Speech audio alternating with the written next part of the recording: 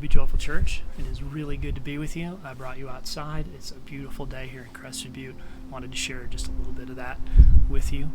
You know, it was just a week ago that it seemed like things were getting back to normal in our culture and in our communities. It felt really good to me, and I know to many of you. And suddenly we were hit with this devastating reminder that racism is still sentient. It's still destroying lives in the nation of freedom.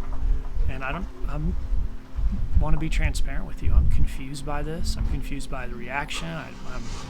I feel like I don't know how I should respond exactly.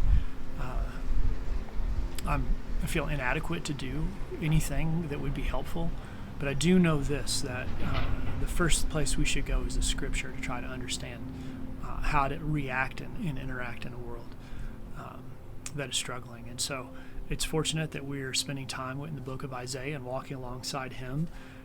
Isaiah spoke directly to the issue of justice with the Hebrew people. The Hebrews had a tendency to treat those that they considered less than with a lack of respect, to press them down.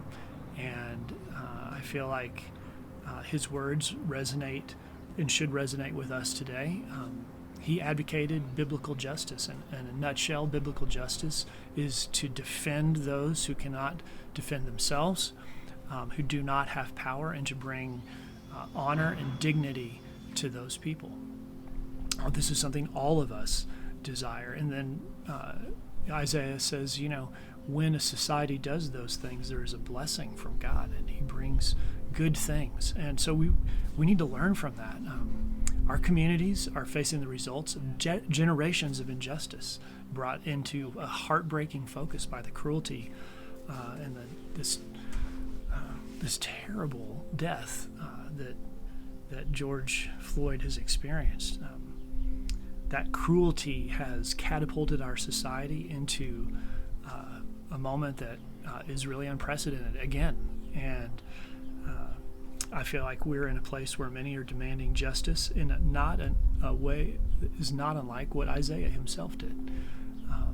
If Isaiah were to speak to Christians today, I think he might have some hard words for people like me who know that injustice like this persists, but we act as if those affected by it, affected by something that's so corrupt, devastating, and avoidable, we act like those people aren't a part of our family, that we aren't unified with them. And that's troubling to me. Let me read to you what he says in Isaiah 58. Is not this the fast that I choose, to loose the bonds of wickedness, to undo the straps of the yoke, to let the oppressed go free, and to break every yoke? Is it not to share your bread with the hungry, and bring the homeless poor into your house? When you see the naked, to cover him, and not to hide yourself from your own flesh. Then shall your light break forth like the dawn, and your healing shall spring up speedily. Your righteousness shall go before you. The glory of the Lord shall be your rear guard. And then you shall call, and the Lord will answer, and you will cry, and he will say, Here I am. If you take away the yoke from your midst, the pointing of the finger, speaking wickedness, if you pour yourself out for the hungry, and satisfy the desire of the afflicted, then shall your light rise in the darkness, and your gloom shall be as the noonday. You know, justice is something that we all desire deeply, but it is never free. It comes at a great cost. And we have to remind ourselves that God himself was so committed to justice for us that he allowed his son to be sacrificed in order to redeem us, to defend us, to bring us dignity and honor. And if you're a Christian, you have experienced that. It's something that we own.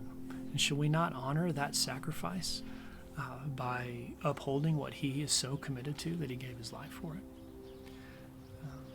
Please join me in praying that our hearts and our actions would be full of compassion, even where we are blind to suffering. that we would be empathetic even when we have not been through the same situations, and that we would be humble enough to set aside our preferences to meet the needs of others. Oh, be joyful. Let's go through this together. Let's be unified in looking to the Scripture and be humble in our response. Reach out to me if you want to talk about it. All right. Take care.